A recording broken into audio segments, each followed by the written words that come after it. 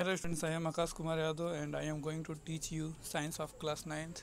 और पिछले क्लास में मैंने आपको ये पढ़ाया था कि किस प्रकार आप ये जानेंगे कि कौन सा चीज़ पदार्थ होता है। तो पदार्थ वो होता है जो स्थान घेरता है और जिसमें क्या होता है, भार होता है, उसे हम पदार्थ कह सकते हैं। पदार्थ के कुछ गुण होते हैं, जैसे कि पदार्थ छोटे होते हैं, छोटे छोटे कणों से मिलकर के बने होते हैं, उनके बीच में रिक्त स्थान होता है।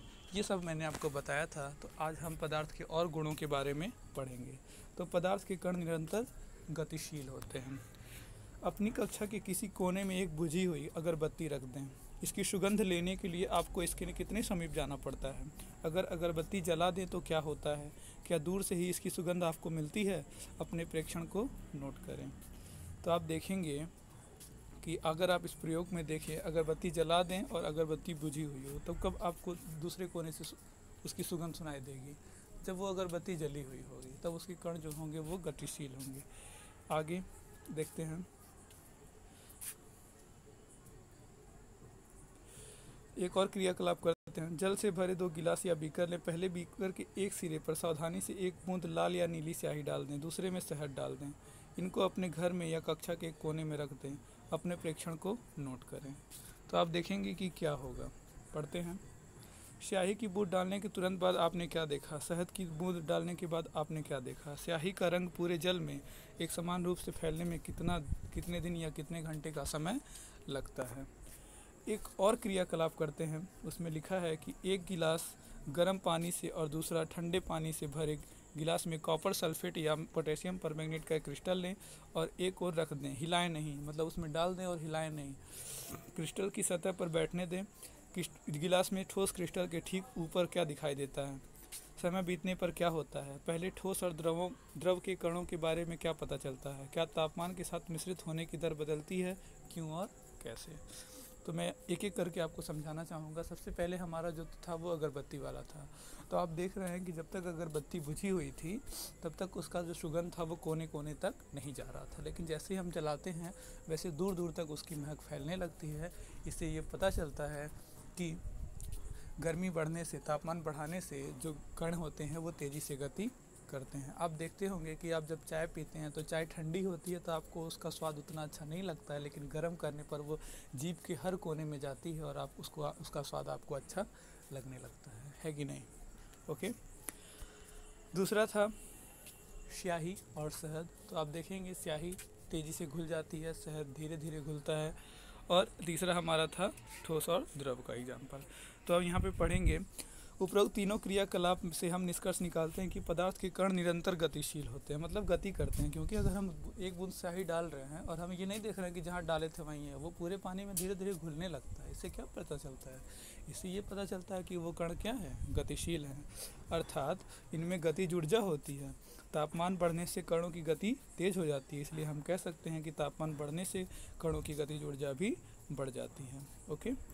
उपरोक्त तीनों क्रियाकलापों में हमने देखा कि पदार्थ के कण अपने आप ही एक दूसरे के साथ अंतर्मिश्रित हो जाते हैं। ऐसा कणों के रिक्त स्थानों में समावेश के कारण होता है। हम ये देखते हैं कि जो कण होते हैं वो उनको हिलाना नहीं पड़ता है, वो अपने आप ही जा कर के उसमें घुल जाते हैं। तो ये चीज़ प्रूव क्या करती है? ये चीज़ प्रूव ये करती है कि पदार्थ स्वयं गतिशील होते हैं और अगर उनको जगह मिलता है कणों के बीच में तो उसमें जा कर के वो एडजस्ट हो जाते हैं। दो विभिन्न पदार्थों के स्वतः मिलने को ही हम क्या कहते हैं? विसरण। अगर दो पदार्थ हैं, वो खुद ही, हम उसमें कुछ ना करें और खुद ही वो एक दूसरे से मिल लें तो उसको विसरण कहते हैं, इंग्लिश में डिफ्यूजन कहते हैं। हमें यह भी पता चलता है कि गर्म करने पर विसरण तेज हो जाता है। और ऐसा क्यों होता है? गर्म करने पर विसरण तेज होता है, यानी गर्म करने पर दो चीज़ें अधिक से मिलती हैं। कैसे?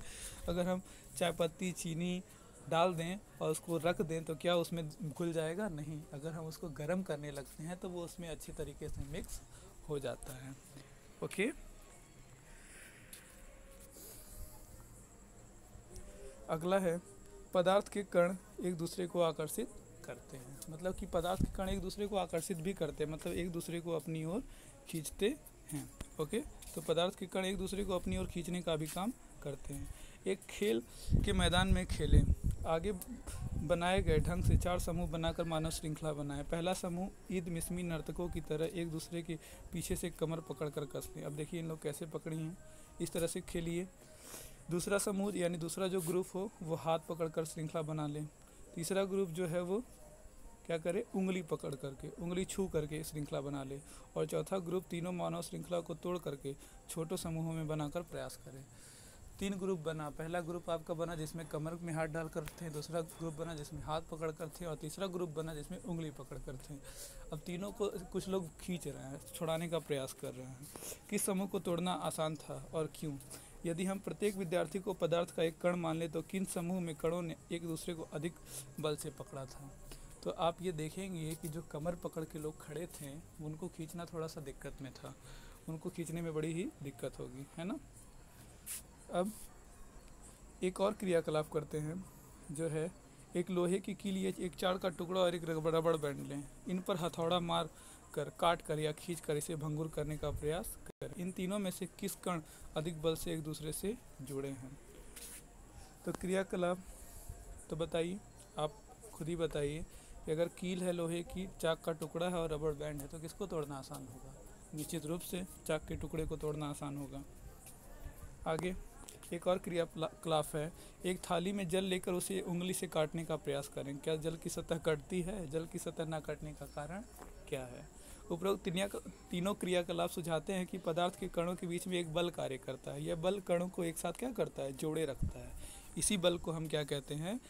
This force is called force of attraction, okay, between the two substances. ठीक है। आगे निम्नलिखित में से कौन कौन से पदार्थ हैं?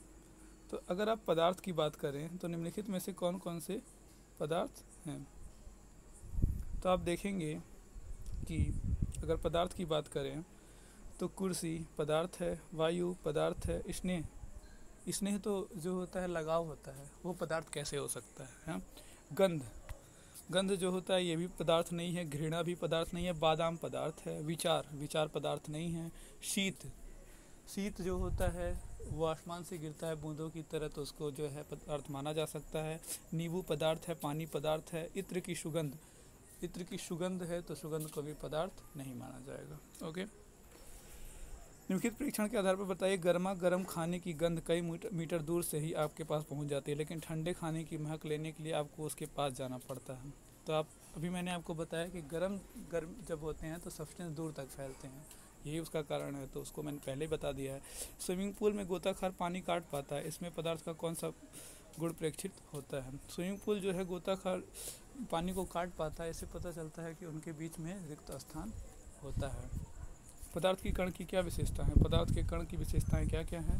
उन छोटे छोटे कणों से मिलकर बने होते हैं, वो गतिशील होते हैं, उनके बीच में आकर्षण बल होता है, उनके बीच में रिक्त स्थान होता है। तो आज के लिए बस इतना ही। अगले क्लास में हम पदार्थ की अवस्थाओं के बारे में पढ़ेंगे।